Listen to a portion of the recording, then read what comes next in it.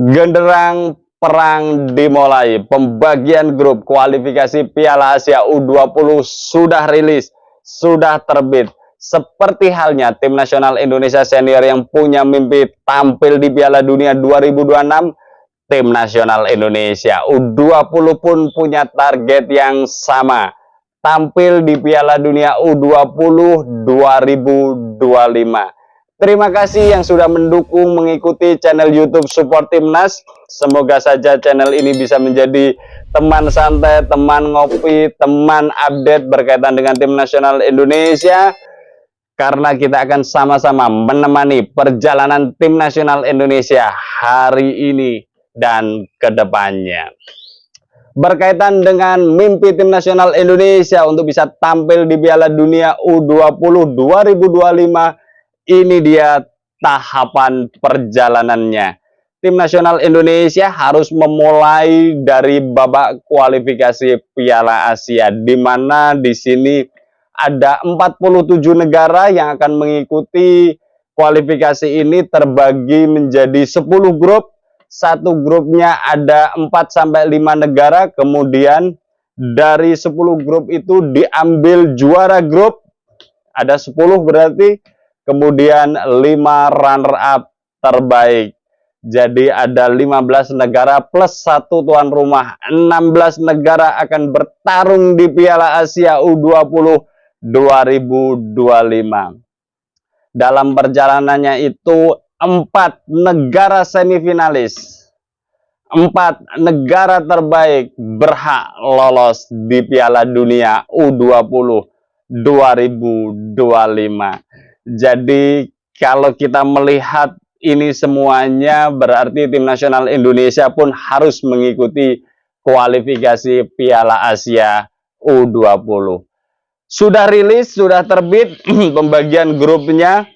Jadi Indonesia masuk di grup F bersama Yaman, kemudian Timor Leste dan Maladewa. Babak kualifikasi Piala Asia U20 ini akan diselenggarakan 21 September sampai 29 September. Dan Indonesia juga menjadi tuan rumah ya dalam babak kualifikasi ini. Jadi Indonesia ditunjuk sebagai tuan rumah pada babak kualifikasi Piala Asia di grup F ini. Dengan melihat peserta grup bersama Indonesia ada Yaman, Timor Leste, Maladewa. Ini grup tidak terlalu berat tapi juga tidak mudah, jadi jangan sampai diremehkan ya, karena yang diambil hanya juara grup untuk memastikan lolos dan kemudian runner-up terbaik. Jadi kalau 5 runner-up terbaik, ada 10 grup, berarti ada kemungkinan 5 runner-up itu gagal mengikuti Piala Asia U20. Jadi tim nasional Indonesia punya 2 keuntungan untuk memulai perjalanan panjang nanti.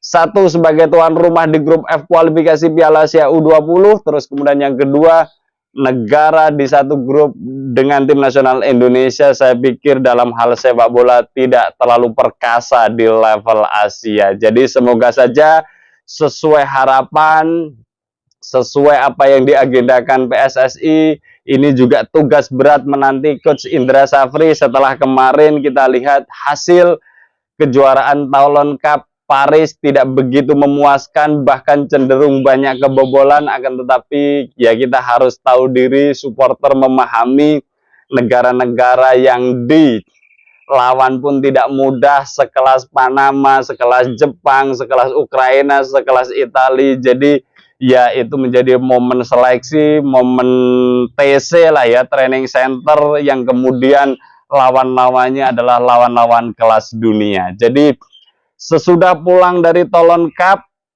harapannya tim nasional Indonesia punya pondasi permainan yang kuat. Apalagi tim nasional Indonesia juga menggunakan format yang sama seperti apa yang dilakukan tim nasional Indonesia senior.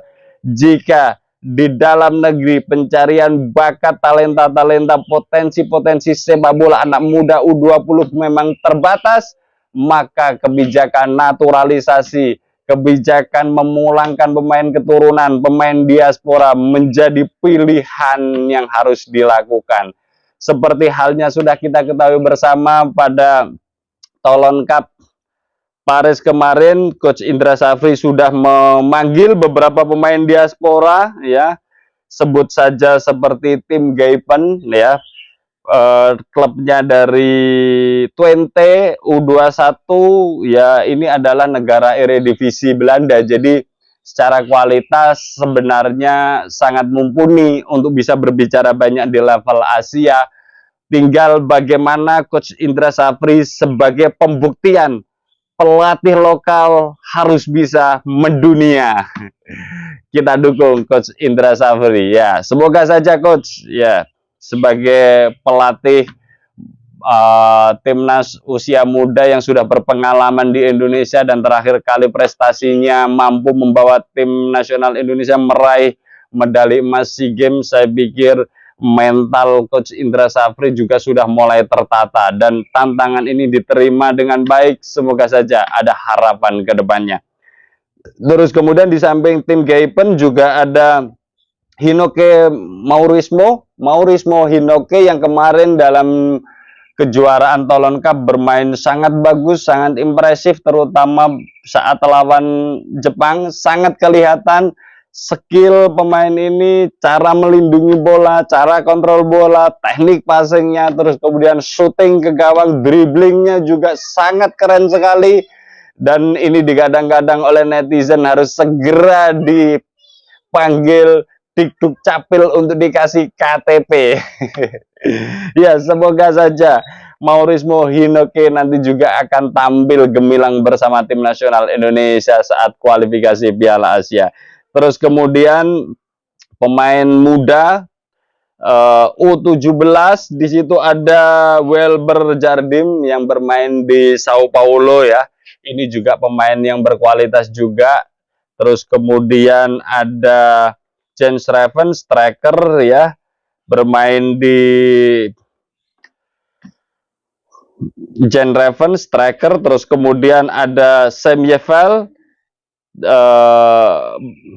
terus kemudian satu lagi Dion Mark Nijmegen, ya. Beberapa pemain itu saya pikir akan menjadi pondasi dari tim nasional Indonesia U20 dan tidak menutup kemungkinan jika nanti tim nasional Indonesia bisa lolos di kualifikasi Piala Asia U20 ini akan ada penambahan pemain.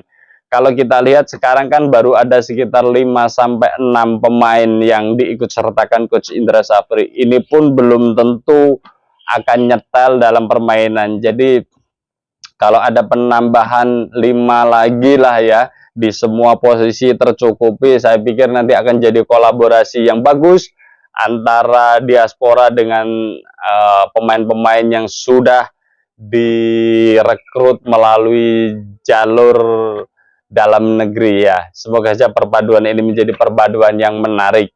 Dan sekali lagi perjalanan tim nasional Indonesia tidak mudah, ya, akan tetapi ini juga bukan mustahil untuk dipersembahkan bangsa Indonesia bisa tampil di Piala Dunia U20 2025. Sekali lagi Indonesia harus melewati jalur kualifikasi, diambil juara grup, terus kemudian 5 runner-up terbaik, masuk Piala Asia, harus bisa tampil di semifinal, kemudian baru dinyatakan lolos Piala Dunia 2025. Kita tunggu nanti update-nya bagaimana perkembangan anak-anak asuhan Coach Indra Safri ini untuk bisa tampil di Piala Dunia 2025 bersama saya, Setia Uban. Thanks for watching.